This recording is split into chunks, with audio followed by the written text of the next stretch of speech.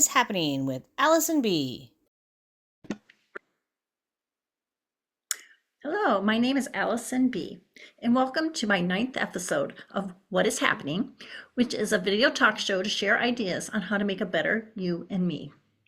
The title of today's episode is called Kids These Days. Today's episode will include my special guests, Lisa, Judy, and Sarika. Discussion on children's behaviors, crafts, navigating myasthenia gravis, and some of my must-haves. So we're going to start today with coffee chat. So please help me welcome Lisa and Judy. Okay, so Lisa and Judy, can you join me, please? Hello. Hello. So this is Judy, and this is Lisa. And so well, Judy, you and I met at work when we first moved out here, and worked in the same school district and same school. Right. Yep. And we're both speech pathologists in the same school. And then after a few years at that school, I was transferred to another school, and that's where I started working with you. Yes. Yep. And you were Lisa's Lisa, and she was the resource teacher at the time. Yep. So she worked with kids with reading and writing and math disabilities. Yep. And then you've had several jobs since then. True. You were also a classroom teacher. You were a special ed director, a Yes. principal, and then Yes. you worked for the Department of Education. Yes, at the state level. Yep. That's but correct. now we're all retired. Yes. Yay. So we made it through, but we remained friends through all that time. And now we still get together frequently, and we do our little dinner groups. That's right. So I can tell my voice is gone again. So that's another long story, and I'm going to share more about that later on. But as you know, we like to share our coffee mugs and why they're special to us. So Lisa, you want to go first? I'm happy to. Well, I had two mugs I had to choose from. Okay. I'm just showing one, but the other one is very similar, as both mugs show pictures of my family. And so this mug specifically, the pictures are of my daughter, son, and daughter-in-law, and my grandkids at the time for when I had my 60th birthday just a few years ago. So that's why this mug is special to me. I love to always have my family with me, as well, of course, my husband's in that picture too. Right. Judy. All right. Well, this is one that was given to me as I retired. I led a pretty busy life in education, and I decided my spirit animal, if you will, is the sloth, kind of slowing down a little bit, although it doesn't feel like it's slowed down very much in retirement. But so this is a sloth saying slowly but surely. And the mug I chose for today, since we are focusing on kids, is this mug, and it says Mrs. Belial's magical potion is coffee. And I had one of my students give me this, and I didn't really at the time needed it for coffee, so I thought, oh, it'd be really cute in my room, and I'll just put pens in it, like little colored pens. Well, he came in the next time for his little session, and he's like, oh, you can't put markers in there, it's for coffee. There are pens in there. I'm like, oh, you're right, it does say that on there. So I had to take my pens out and put them somewhere else. And start drinking coffee out of and your start mug. having my coffee in the mug. Yes. So that was super cute. Like I said earlier, our topic today is kids these days. So now it's September, so I chose that for September because kids are going back to school. And we're not. Yes. Yeah, this is like the first day for kids, so this is great. We're going to go for lunch and just enjoy the day. But I don't know. I've heard a lot where people are saying kids are different these days. Behaviors are up. They're more apparent. Kids don't have as big of attention spans. They're not as respectful. And I know there's many, many variables to that discussion, and I know there's a lot of research to that. But I just want today to kind of speak from our hearts of what we've seen over the years. Okay. And I asked you both because I think you have a great perspective on that, because you not only have worked in the schools, you have children, and now you have grandchildren. So we kind of have seen it all the way through different things. But what I want to start with is what was like like back in the 60s, like when we were young, just kind of see what's different now. So, Lisa, do you want to share what were some things that you remember? One memory that really kind of jumped out at me when you were mentioning, we're going to start with talking about what was life like in the 60s, and specifically when I was in elementary school, you could be on the safety patrol when you were in 5th and 6th grade. So I wanted to be a part of that safety patrol and got to be a part of that. And we had 2 busy streets that had to be crossed for kids that were walking to school, which was most of us. And one of those streets, Lombard in Northeast Portland, was even at that time a 4-lane street. And the other street was Columbia Boulevard. I think it was 2 lanes at the time where Whitaker, the elementary school, was. And in between both of those streets, there were railroad tracks also that sometimes trains would be going across. And so there had to be safety patrol students at the railroad tracks and at both streets. And one very big difference is from today, there were no adults out there with us. So when I think about that, having my sash, my flag, and going out in the middle of Lombard with only one other student, and we were 11 years old, you wouldn't see that today. So that was one really big difference. It was great to have that, that trust in us, but it also really could have been a big safety issue. So I think it's a good thing that things like that are not happening in that way. So I grew up in a small kind of enclosed neighborhood in Southwest Portland, and it was just, my elementary school was only kindergarten through 6th, and there was just 1 or 2 classrooms at each grade level, and it was pretty much encompassed just our neighborhood. So you felt pretty safe. We were out until the lights went off at night. We were riding our bikes all over. And I remember my parents dropping us off in downtown Portland at the Music Box Theater to watch the latest Disney movies. And that was okay. We couldn't have been more than 5 or 6 at the time. They'd drop us off, pick us back up, and that was just very common. I was riding TriMet by the time I was in 3rd, 4th grade to see my dad in downtown Portland, and it was a different world. There wasn't the worries of parents, and I'm sure that translates to the kids being worried. yes. And just playing like all day outside. That was, I know I was outside, and if I didn't go outside, I know I would just entertain myself in my room playing school with my dog or my stuffed animals and giving them report cards. And I would just entertain myself with whatever. And we didn't have much TV back then. Like, our TV was just so small, and you had to go outside and hold the antenna, so there wasn't much on. But I just remember like nighttime and Saturday morning cartoons was really the only time that TV was ever on at our house.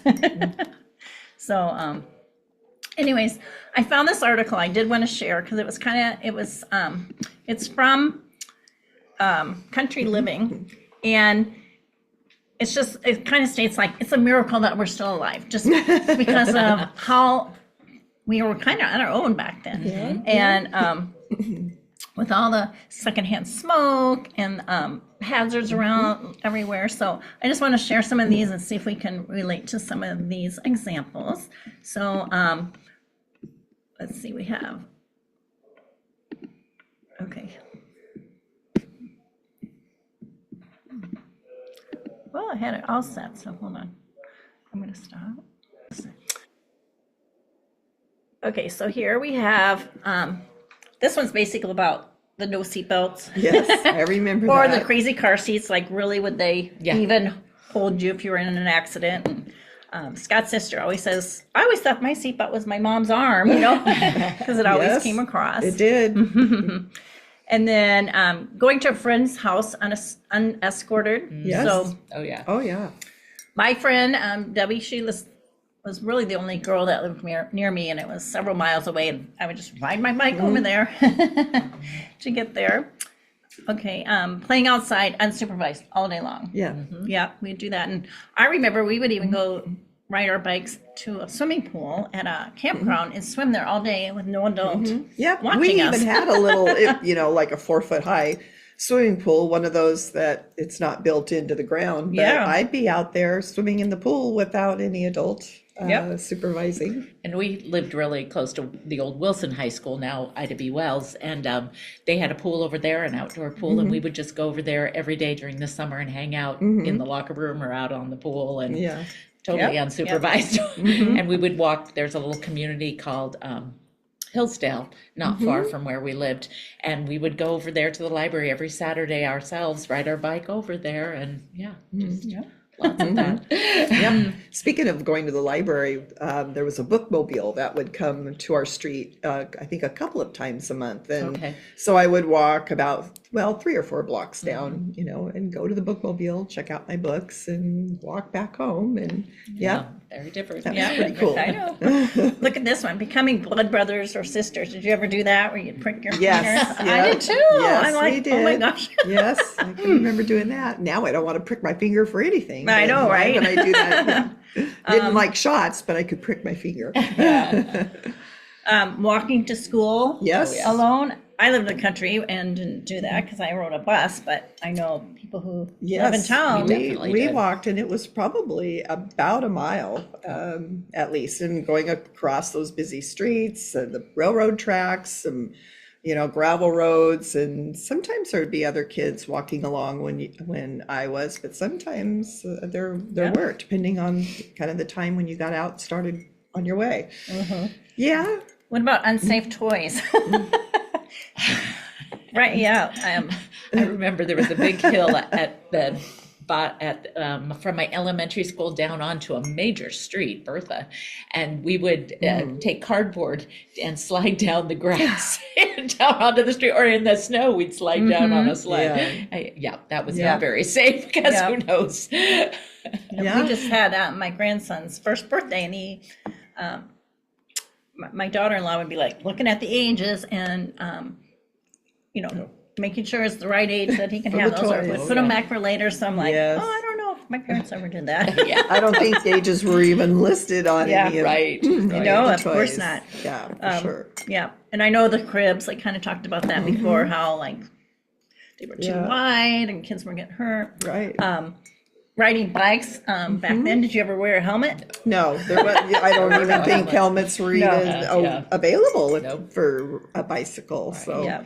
no, just a plain old bike and get on it and Yeah. start riding. And the big sugary foods, I mean, the more sugar, the better, like the Fruit Loops and the the Lucky Charms. Yeah. Crunch at our house. Yeah. And Kool-Aid. We Kool-Aid, didn't have Kool-Aid yeah. much at my home, but I know one of my babysitters did. I was Kool-Aid all the time. And Oh yes, that was that yummy, was- yummy. Kool-Aid was one of my go-tos. Yes, Yeah. for sure. Yeah. So that was kind of like, we're going to fast forward now to today and talk about like what's kind of our trends this day. So I think one is supervised play. I know with our little grandson, like we don't ever leave him. We're watching everything he does. So it's like he doesn't Yes. really have much independent play, but he is only a year. What are Yes. some things you've noticed about today with what you're noticing with trends? Well, even when my daughter was young, my daughter is 38 now, but when she was young, it was kind of the starts of electronic toys. So toys that did things. And I always tried to resist that because I wanted her to have things that she could imagine with. And now they're coming out with all kinds of research that says that ability to play imaginatively really relates to kids, their executive functioning. That if you can't imagine and play out scenes in your head and on with toys, then you're going to have a real hard time planning things in your head and figuring things out. There's a lot of research around that now. Exactly. I've seen that with my own grandkids too, that my oldest grandson, who is 11 now, when he was younger, he was having more difficulty being able to play on his own and just use that imagination and spend time with that and toys. He would be really always wanting to engage with an adult or someone else to kind of guide him in that. So exactly, that imagination and being able to direct your play is really important. I think I've seen that where, like when we were kids, the electronics were just being introduced. and now I see parents are more aware of that that is not good. And so even with our grandson, it's like no screens. The TV's never been on. And he's a year. I don't know when they're going to start introducing any of that, but they're like really conscious of that and let him explore with his toys. And he's happy as can be with his toys. That's great. So, It's yeah. important. And along with that, it's really important for parents to be cognizant if they're on screens Exactly. when their Yes. children are around. Oh, yeah, be present. And to be present with them. And if you the adult is on their screen, even if they're not allowing their children to be, the children pick up on that, and the parent or the adult is not as present with their kids and interacting. Very good point. So very important to be aware Yeah, of. yeah. I looked up actually what the American Pediatrics Association recommends these days, because it's varied over the years. And the current recommendation is 0 to 18 months only getting on a screen to video chat with other people. So like with grandparents who are far FaceTime away, or- yeah. FaceTime I or love things that, like yeah. that. And then 18 to 24 months is supervised high quality media only. And then 2 to 5 years is no more than an hour co-viewing. So doing it with your parents. Yep. So watching a movie with your parents or something, but it's pretty limited. Yes, and so important. And so important. Yeah, Yeah. that's great.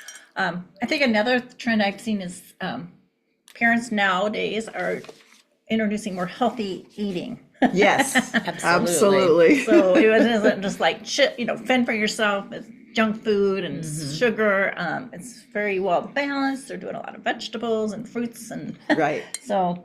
And that's again, great. parents modeling that. And I try to be cognizant of that, especially when I'm with my grandkids. But I've also, over, I don't know, probably the last 20 years, become more cognizant for me health-wise, that it really does make a difference. I can feel it if I've had too much sugar, especially the processed sugar. So I really try to focus on the vegetables and the fruits, and modeling that with my grandkids is really important. Yeah, yeah. And I think that professionals are recognizing that if kids have too limited a variety of foods, then that can be a problem for sensory issues and even for eating disorders later on. They're taking it a little more seriously if kids won't eat all kinds of different things and eat healthy things. Yeah, that's important. It is. Yes, and that's not an easy task. It when is. my, It's hard. My almost 41-year-old daughter was definitely one that didn't really want to try many different things. And whereas my son was very different and would be open to anything. And it's, you really can't force someone, Right, but finding ways to try to help them move along. And Right. she's not nearly as picky anymore as she was. But Well, so let's dig into the topic, or our main idea today. Like, have you guys noticed changes in behaviors increasing in children since when we first started teaching till retirement, or what you're still seeing in the schools? Because I know you still kind of work with kids in the schools sometimes. And so what are your thoughts? Well, I retired 6 years ago, so Yeah. I haven't been in a classroom. I've done some subbing, and what I've been working on the last 5 years is evaluating preschoolers, 3 to 5 year olds.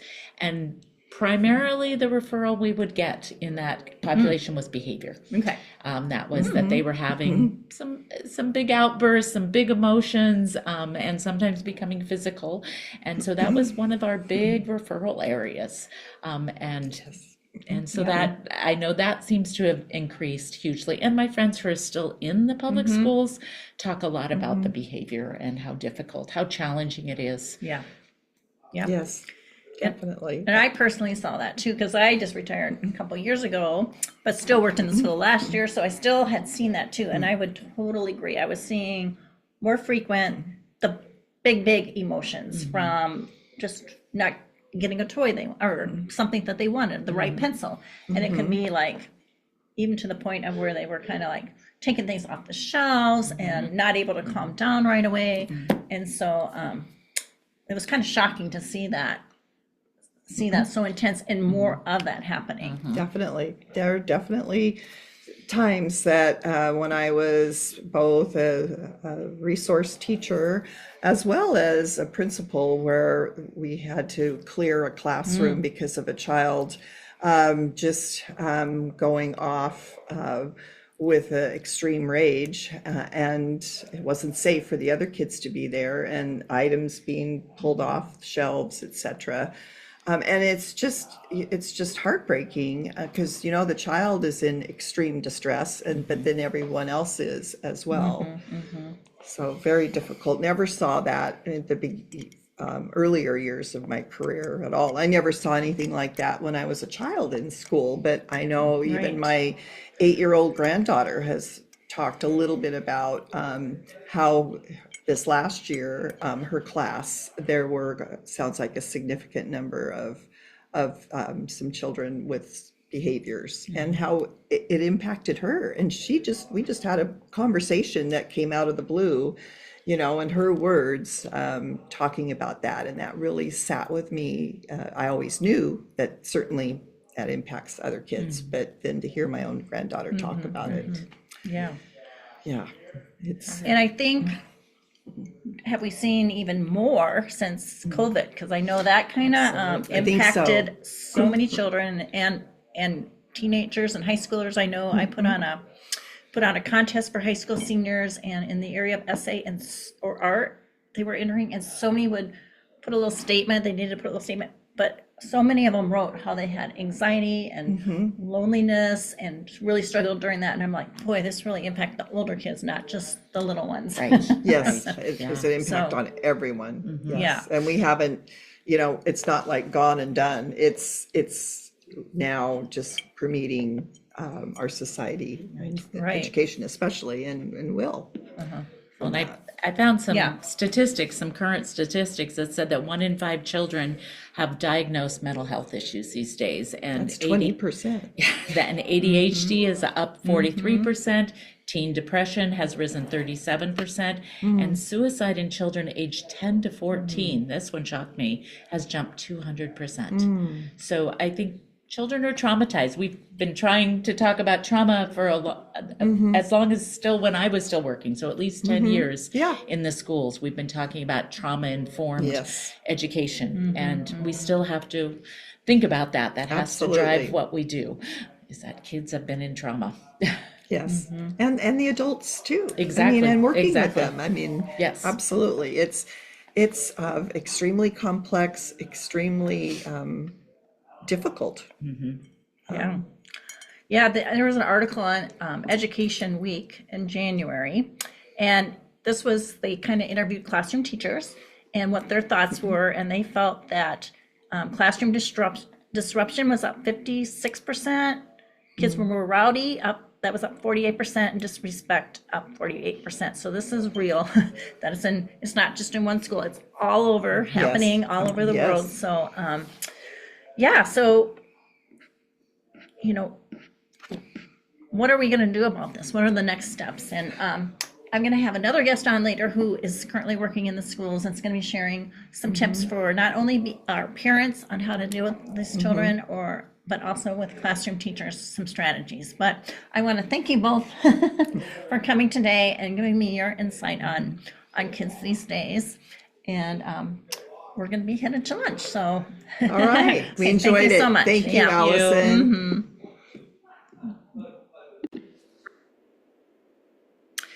So why are these kids having more challenging behaviors?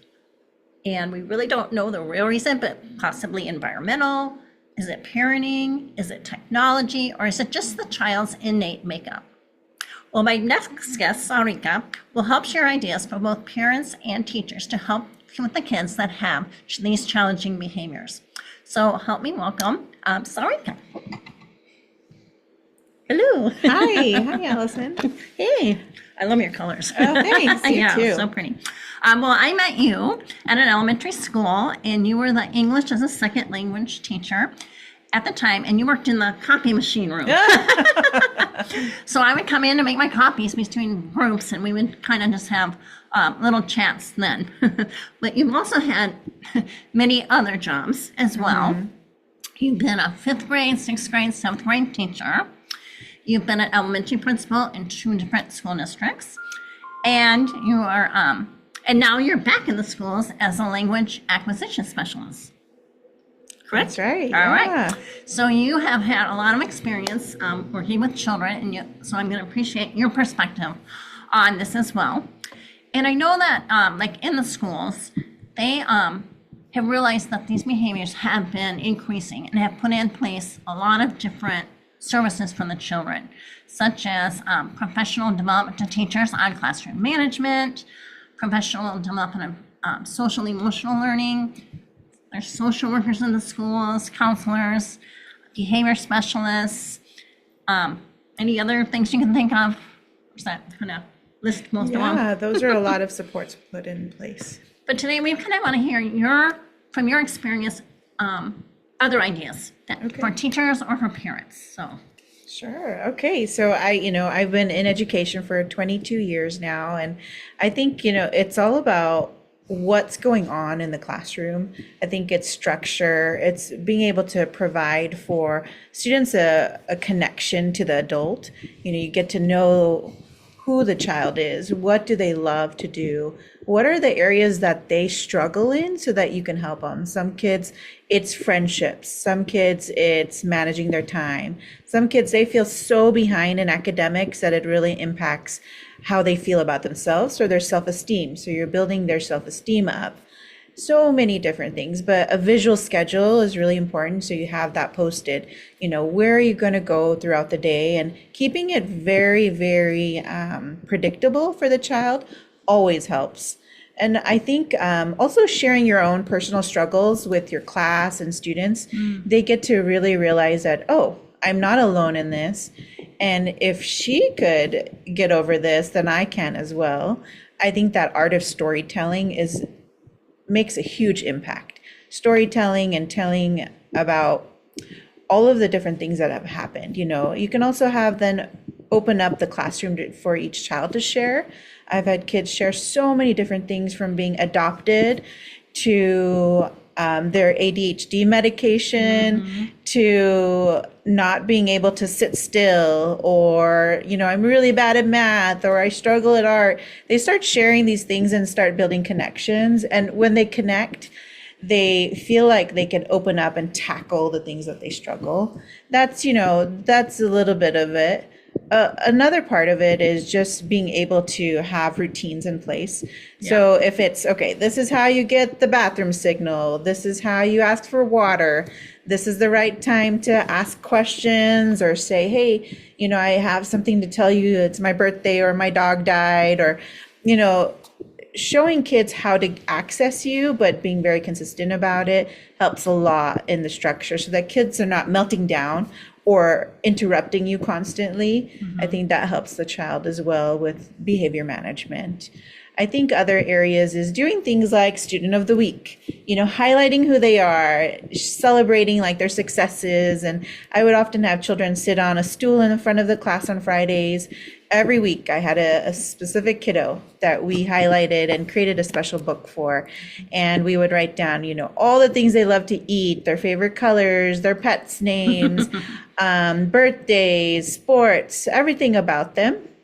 We would write it there, their siblings' names, parents. And, that's one connection building tool with a child. And parents are always so impressed. I think also communication with parents, that zaps a lot of behaviors just like that. I know that I used to every Friday send home newsletters, and it evolved over time. For several years, it was a newsletter that was printed out and sent in backpacks. And then from there, I evolved to sending an email on Fridays, long email, like these are all the things we learned this week, and attached a bunch of pictures onto it. And parents love that, because if they can't get into your classroom to volunteer, they feel like they're not understanding what their child's learning and can't be supportive. And so that email helped. And then I evolved to s'mores. S'mores is translatable into over 300 languages. Parents can access it. It'll convert everything that you say. And then I would attach 20 pictures from the week. And so when they saw their child, you know, in those pictures, when they saw, oh, this is what they're learning in, you know, history or math or whatever the specific topic is, parents felt that connection. And I think making those phone calls home, you know, when something's not going well, having a plan in place. I have had so many parent meetings where after we talked, parent, child, and myself, it just stopped immediately. I think it's being able to know, like, okay, we're going to hold you accountable for what you're doing, and your parent is invested, and I'm invested, and you should be invested as well. That helps quite a bit as well. Great. Yeah. You know, that connection piece is vital. I think that in the classroom, you know, often it's about what we do in the classroom. And, you know, the child is demonstrating this type of behavior. You have to look at what are the antecedents? What are the things that are setting them off? You know, is it that the math is too hard, and so they're going to just spiral in your class? Is it that they can't write or they can't read? What is it that you're doing to provide supports and strategies to help them with that, filling in the gap? When that happens, you know, children then start to calm down and feel safe in the environment. I've always had also maybe one or two kiddos that's on a behavior plan where they have a chart, and I've written down all of the different time blocks, and they're trying to get a score of a 3, 2, or 1. And if they get 80%, right, this is our PBIS, positive behavior. If they get 80% of the chart points, then they earn something. And, you know, beforehand, I do an assessment on what drives them. Is it adult time? Is it food? Is it rewards like little erasers and pencils and toys? Or, you know, what is it that really helps them earn that positive feeling? And so often that always works. I mean, 10 out of 10, it's a charm, you know, and you don't have to send it home, but I think that's an important piece. Like, your parent knows that this is what you're on, this is what you're trying to get, take it home, get it signed, bring it back. That's always the key as well. So those are a few of the items that you could do in a classroom. Okay. How about for our parents with their children at home? What are some ideas? Yeah, I think, you know, number one, I've seen from kindergartners all the way up to middle schoolers, it's that technology piece. You know, I've just watched children holding their phones like this, watching, or playing their games on their phones, or video games. All of that, you know, really impacts the brain, right? It impacts kiddos and how they act, their socializing skills, their ability to calm down, to focus, to be able to sit in one place, to listen and learn. I think technology, we really have to monitor it. In fact, you know, nationwide, there are a lot of rules coming out, state laws that are coming forward that are reducing the amount of time, or children being able to bring in a smartwatch or even a phone to school. I think the studies are starting to show that you don't want them to have it. Honestly, I like to I don't have my kiddos with cell phones, and just monitoring video gaming time. I think that's number one at home, right? And also, obviously, we know, like, bedtime consistency. For my children, when they were really young, it was 7:30, 8 p.m. every day. You know, we know 8 to 10 hours of sleep is so beneficial for children. And so screen time, bedtime, proper nutrition, making sure that we're consistent with, okay, this is what we're having for breakfast. We have that. You know, or making sure that they get to school on time so that they can have breakfast, and knowing that they have their clothes prepared, their backpacks are ready to go. I think it's that investment in the child is so beneficial, and holistically, it'll help the child at home, in the classroom, and it'll start building their self-confidence. Okay. Anything else you want to share? Those are the Your main things things. that, that really come to mind. Yeah. So I think we had Lisa and Judy on earlier that I'm hearing over and over, technology, we need to really think about the use of that and limit that. And another thing we're pushing is to be present with our kids as a model as a parent. So we're going to put our cell phones down, model that, and just spend more quality time with our children. But okay, well, thanks and have a great school year. Thank you so much. Yeah, I appreciate you coming. Welcome. Okay, so the Bible verse that I chose for this month is from Psalms 127:3, and it reads, "Children are a gift from the Lord. They are a reward from Him." And basically, I think this is just telling us that we need to love all children. I mean, just think about it. They are a reward. We need to accept them, include them, and treasure each and every one of them. And even if some children come with more challenges than and then others, we just need to, take that into account and think of different ways that we can help support them so that we can meet their needs. So I think I really like the point that Judy and Lisa brought up earlier about how we need to be present with them. And so I think that's going to be my focus for us this month, is that put the cell phones away and be present with the children when you're near them or talking with them. So, and be a model for that. So let's do it. Okay, so I want to update you on my Myasthenia Gravis journey. So I think this past month has been really difficult for me with my voice. You can tell that is like my number one symptom I'm struggling with pretty much constantly all day long. It's kind of annoying. So we went to Wisconsin last month, and that's when it kind of hit me hard. And I woke up and I had the double vision again, which was a major bummer. And the voice and the swallowing, because what if I drink liquids, it comes back up through my nose. So I reached out to my neurologist, and so we're working on figuring out what's going on or what I can do to lessen the symptoms. So I'm just kind of waiting for insurance and my doctor to get that all in alignment. And then about a week ago, I started having the breathing difficulties again. So that just really scared me. It happened at 2:00 in the morning, and I woke up and I could only get, a shallow breath. And then, of course, my anxiety gets all heightened. So it's kind of like, what is it now? Is it the anxiety, or is there really an issue with my breathing? So I'm on, high alert. I know if it gets to a certain point, I need to go to the emergency room. But today is a pretty good day. So I'm hoping it's getting better until we get this all worked out. So needless to say, I've kind of put that loose 5-pound club on hold. It's just not working out. I can't focus on that when I'm trying to deal with my health and just breathing. But all of this, I'm always giving God the glory, because it's very scary when you can't breathe. And I'll just pray and just say, God, this is your hands. I don't know what's happening.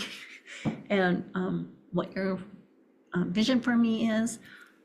And He's just with me every minute. So I do have peace with that.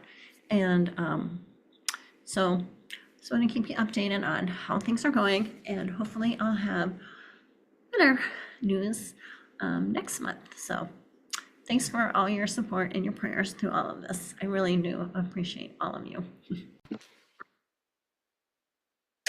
Okay, so I've asked my friend Judy, I asked her daughter, Allie, if she would be willing to share some of her ideas that she does with her children. She's got 2 children in the area of art, because she likes to have a different activity for them, and then she will display it around her house. So let's watch that.